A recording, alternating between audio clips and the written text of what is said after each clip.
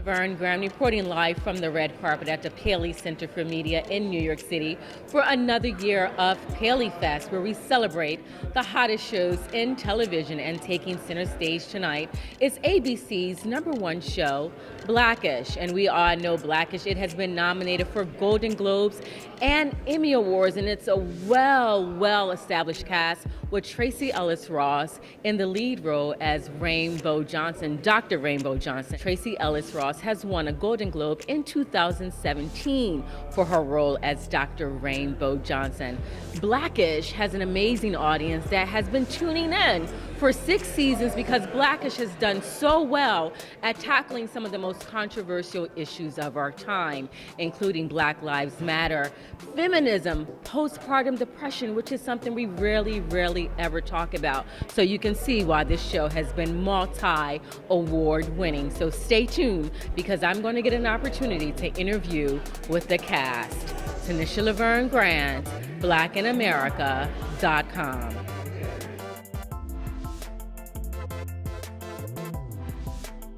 Tracee, first of all, you look absolutely amazing.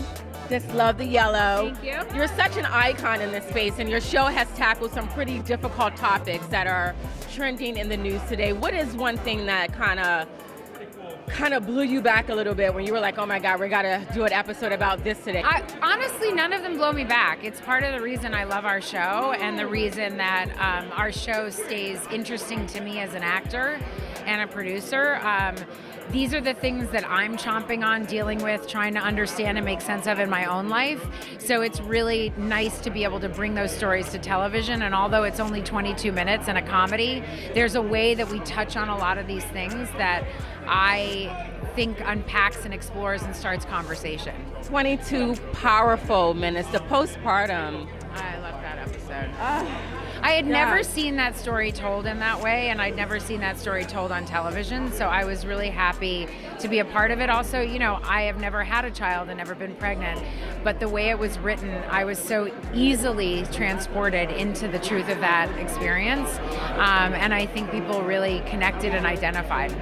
I think people connected with it because, like you said, it's not something that is often talked about. We glamorize motherhood, we glamorize being a wife, which is fine, but there's this other real life component to it. Absolutely. And I think that's why Blackish is so popular. So talk to me a little bit about these spin-offs. Yeah. You have Mixed-ish, Grownish. Yeah. Are you APing on those shows as well? I have nothing to do with Grownish at all. Okay. Mixed-ish is the prequel to Bo Johnson, my character's life. So it's Bo Johnson as a child, and I am an executive producer on that show, and that's been a really wonderful transition for me, a seamless and easy and exciting transition for me that I enjoy. I'm really loving being in a position of creating stories and content and being more involved in that way.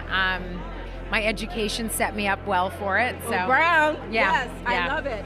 So my last question, you had the cast of Girlfriends on. Yeah. I watched your interview with Charlamagne the God. I watched it twice, and it's like an hour long.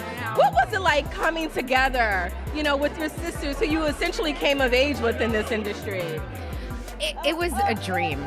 I mean, it's been so special rekindling that again.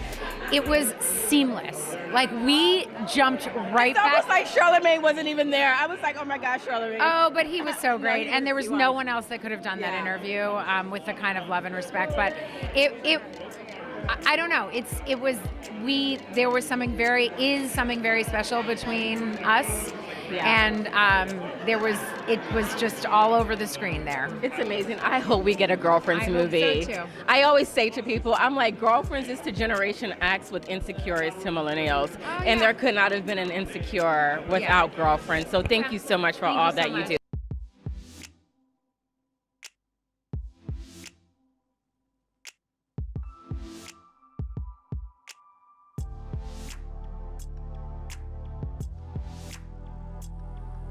Congratulations on everything that you're doing. I mean, Blackish has set you up for some serious success outside of your mother and father guiding you along. Yeah. So what's this whole journey been like for you? I feel like I've been interviewing you since you were knee-high to a grasshopper. Yeah, it's crazy. It's lots of fun. And of course, doing this at such a young age and like me continuing to grow with this, it's pretty amazing. So, and of course having like the platform to actually create my own projects now and seeing it from a different perspective, like other than like, you know, a white man dominated type industry, just seeing it from, you know, somewhere new, like in a 15-year-old's perspective. It's kind of cool. You've done so much in the 6 seasons, so just continue to talk about some of the things that you've learned working on the show.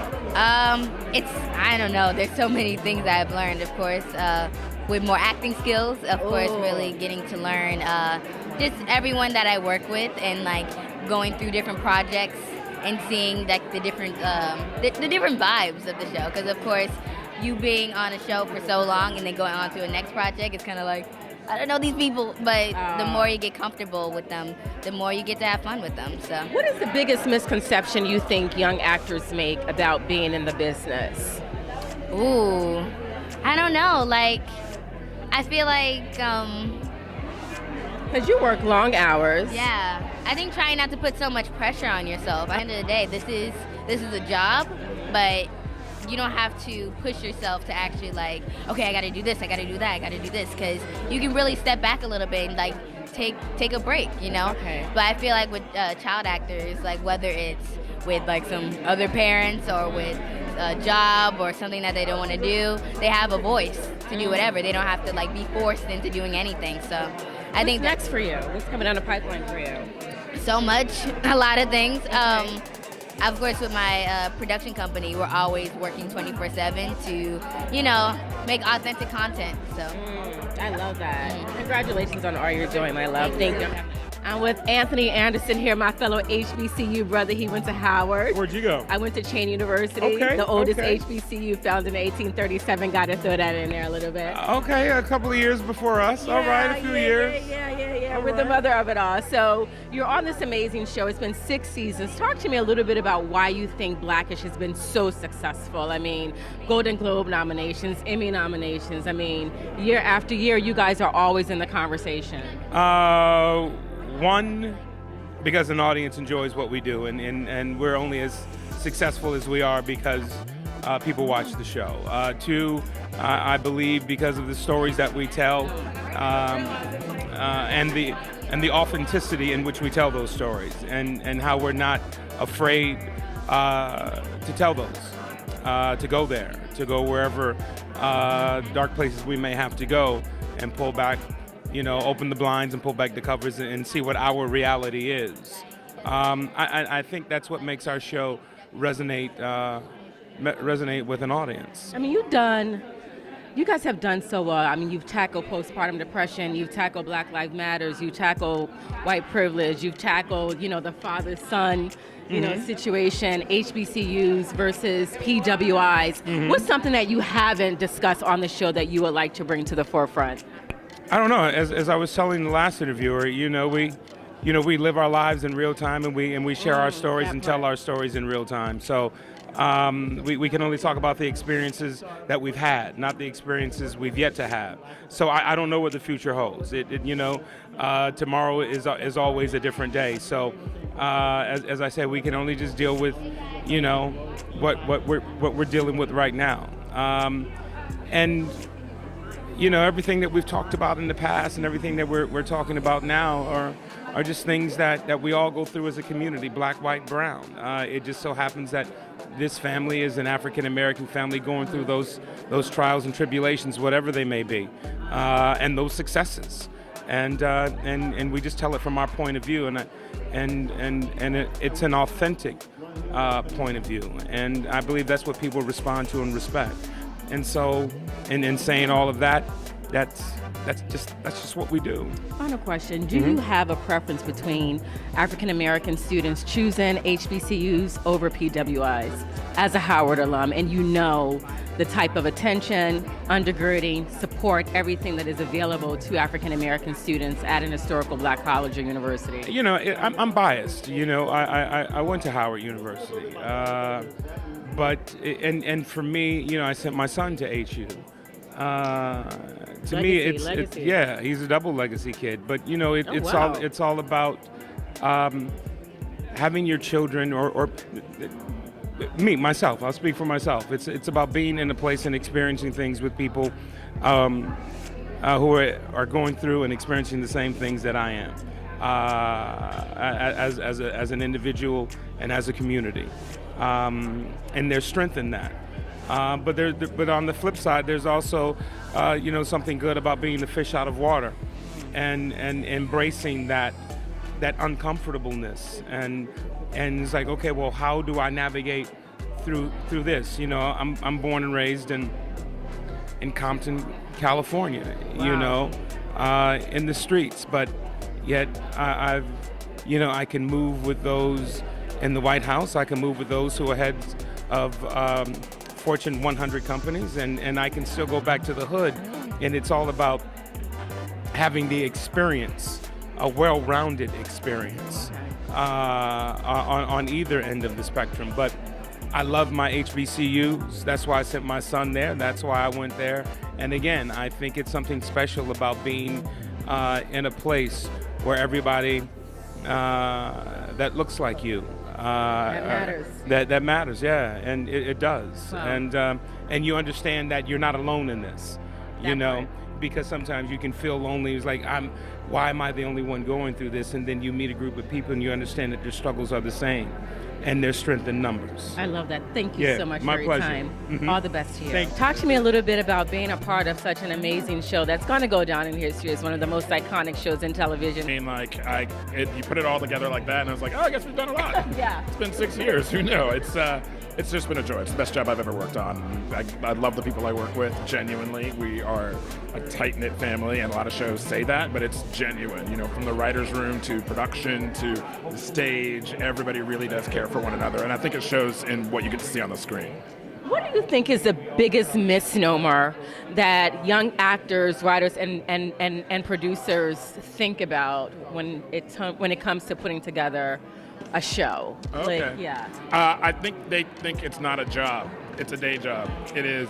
Anthony's going to be in the chair at 5 a.m. getting makeup and hair on, and we're going to be starting shooting at 7 o'clock in the morning. We'll be there for 12 hours. It's serious. The amount of work that goes into it. I think I think there's a difference between like hustle and work. A lot of people think it's a hustle. It's like, oh, I'm going to be on my grind. I'm going to do all that kind of stuff. Like, no, it's work. You got to show up on time, and not showing up on time means something, and it means money to people. Yeah. And it's real deal people that's doing that kind of thing. So I think a lot of people don't understand, and how many people work on these shows. There's 100-something people on these shows, and they're from all different walks of life and all different kinds of things, and to be kind and respect the work that everybody does, and it takes an entire army to do it. I love that you say that, because everybody matters. I mean, down from craft service to your lighting to your wardrobe, all of that. Yeah. So how many days does it take to put together one episode? I love for people to talk about that, because the show, when we see it, it's a half-hour block, but it's actually 22 minutes. So a 22-minute episode takes how long during the week? We will shoot over 5 days, and so 12-hour days to shoot what ends up being 20 minutes, and the writing will take a few weeks before that. So it's, we started actually pre-production, the writing we started right after Memorial Day. Wow. And so, we started working on that first episode that aired in September around Memorial Day, and we'll be done around March as we're getting into what will air in May. So, wow. Yeah, it's a full-time job. I mean, it's an amazing show. I think about 2 spinoffs are being born out of that. That doesn't happen too often. Talk to me a little bit about your thoughts on Mixed Dish, which is born out of this, Grownish, born out of this. I'm like, what else is going to be born out of it? There's so many stories out there, and being able to be out there to be able to take advantage of it, to be able to tell stories that, like, 'cause we were popular enough, we were able to kind of create a world enough to sit there and go like, oh, well, Zoe is a character. Let's see what it's like for her to go to college, very much in the different world vein. But also with Mixed Dish now, it's like taking an experience that is so familiar to a lot of people, regardless of your background, as far as identity issues, and be able to create a show out of that. That's the gift of having an actor like Tracy establish a character who's so beloved that you can do that, and that we're able to take advantage of a moment in time where there aren't a lot of shows out there telling those stories, so they can fill into the void. It's the winning formula. There it is, right? It's the winning formula, and I'm just so happy, to be a journalist at this time, because it's so powerful to have this in my body of work. So I made it about me. I sure did. Thank you so much for your time.